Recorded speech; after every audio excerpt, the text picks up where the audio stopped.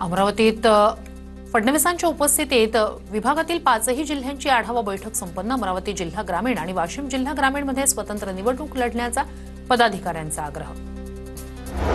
अहिल्यानगरच्या अकोलेमधील शेतकऱ्यांचा तहसीलदारांना घेराव। नुकसानाचे पंचनामे न झाल्याने शेतकरी आक्रमक। माजी आमदार वैभव पिचड आणि तहसीलदार यांच्यात शाब्दिक चकमक। एसआरए प्रकल्पात आता 35% जागा खुली ठेवावी लागणार। उच्च न्यायालयाच्या आदेशानंतर राज्य शासनाचं परिपत्रक 35% जागा सार्वजनिक स्वरूपात खुली ठेवावी लागणार। 65% जागेतच इमारतींचा विकास करता येणार। शैक्षणिक पात्रता नसतानाही नर्सिंगच्या अभ्यासक्रमांसाठी 90% विद्यार्थ्यांना प्रवेश देणाऱ्या शिक्षण संस्थांना मुंबई उच्च न्यायालयाचा दणका। रत्नागिरी, सातारा, सांगली, कोल्हापूर, बीड, अमरावती आणि मुरुडमधील गैरप्रकाराबद्दल संस्थांवर कारवाईचे आदेश। मुरुडच्या जंजिरा किल्ल्यावर आता फ्रीमध्ये QR कोड गाईड मिळणार। पर्यटकांनी Janjira fort E-walk audio guide Janjira किल्ला स्कॅन करण्याचं आवाहन। आलेल्या सर्व पर्यटकांना इत्थंभूत माहिती मिळणार।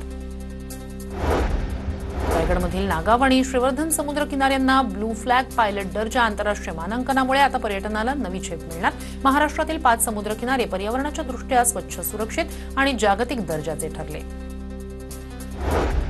मृण्मयी देशपांडे दिग्दर्शित मनाचे श्लोक या नवीन मराठी सिनेमाचं प्रदर्शन तूर्तास स्थगित। 16 ऑक्टोबरपासून नवीन नावासह सिनेमा पुन्हा प्रदर्शित केला जाणार। मुंबई महापालिकेवर आता छटपूजेचाही ताण येणार। मंगलप्रभात लोढा आणि अमित साटम यांनी छटपूजेनिमित्तानं आढावा बैठक घेतली। बैठकीत मुंबईत 40 ठिकाणी छटपूजेसाठी सोयी सुविधा उपलब्ध करून देण्याचा निर्णय। डोंबिवलीतील भजनी मंडळांची प्रतीक्षा संपली। गणेशनगरमध्ये भजन मंडळ भवनाचं लोकार्पण आमदार रवींद्र चव्हाण यांच्या विशेष प्रयत्नातून साकारलं भवन।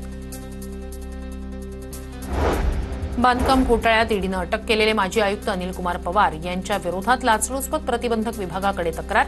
माजी स्थायी समिती सभापती सुदेश चौधरी यांनी बांधकाम परवानगी देण्यासाठी किती लाच मागितली होती याचा दरपत्रकच केलं सादर। सचिन घायवळच्या शोधासाठी गुन्हे शाखेची 4 पथकं वेगवेगळ्या भागात रवाना। सचिन घायवळ सध्या महाराष्ट्रातच लपल्याचा तपास यंत्रणांना संशय। निलेश घायवळ प्रकरणात पुणे पोलिसांची विनंती इंटरपोलकडून मान्य। पुणे पोलिसांनी ब्लू कॉर्नर नोटीस पाठवण्याची केली होती मागणी। निलेश घायवळचा आंतरराष्ट्रीय स्तरावर शोध सुरू।